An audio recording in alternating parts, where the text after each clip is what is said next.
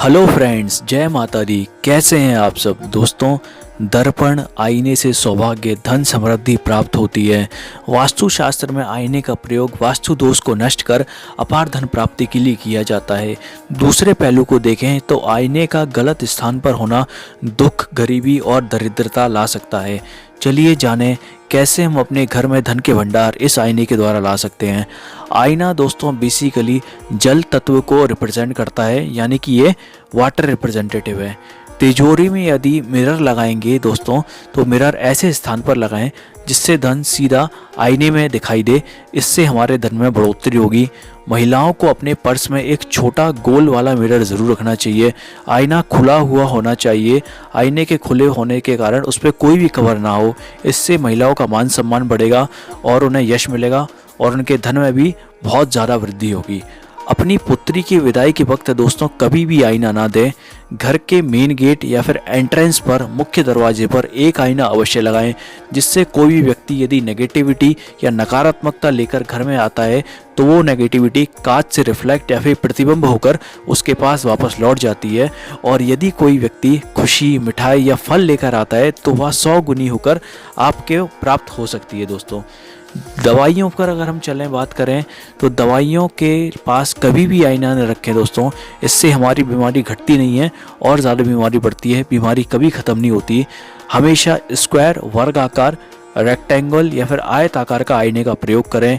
गोल आकार का आईना वास्तु के अनुसार वर्जित माना गया है। ज़मीन या कमरे के फ्लोर से कम 4 फीट की ऊंचाई पर आईना लगाएं दोस्तों। इससे बहुत ज़्यादा लाभ मिलते हैं। डाइनिंग टेबल या जहां भोजन करते हैं वहां आईना अवश्य लगाएं। इससे धन, धान्य और अनाज सदा हमारे घर में बने रहते हैं। विवाह योग्य लड़के लड़कियों के कमरे में आईना ना लगाएं। सबसे अच्छा है कि इनके कमरे में आईना लगाने की बजाय आप ड्राइंग रूम में आईना लगाएं, क्योंकि अगर विवाह योग्य लड़के लड़कियों के कमरे में हम आईना लगाते हैं तो इनके विवाह योग्य को बनने में समस्या उत्पन्न होती है।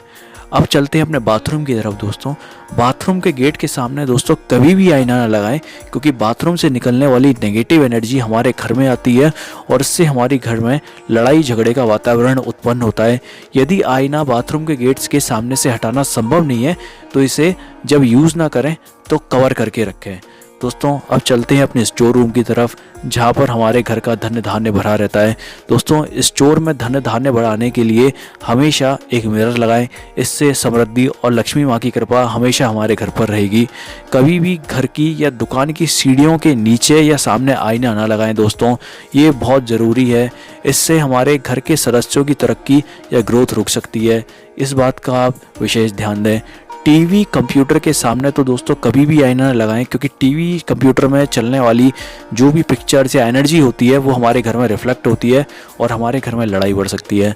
अब सबसे विशेष बात दोस्तों, अब चलते हैं हमारे बेडरूम की तरफ। अपने बेडरूम में खुशहाल जीवन जीने के लिए बेडरूम में आईना ना रखें।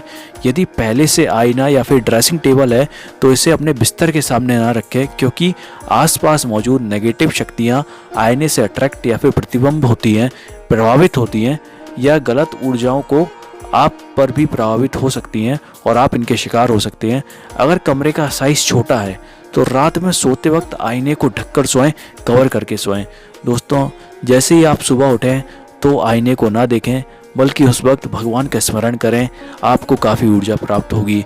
एक और बात दोस्तों, रात में कभी भी एकांत में आईने को ना देखें। इस वक्त कई नकारात्मक शक्तियाँ प्रभावित होती हैं और ये नकारात्मक शक्तियाँ आपके ऊपर एक बुरा असर डाल सकती हैं। तो कभी भी आईने को रात में अकेले ना देखें।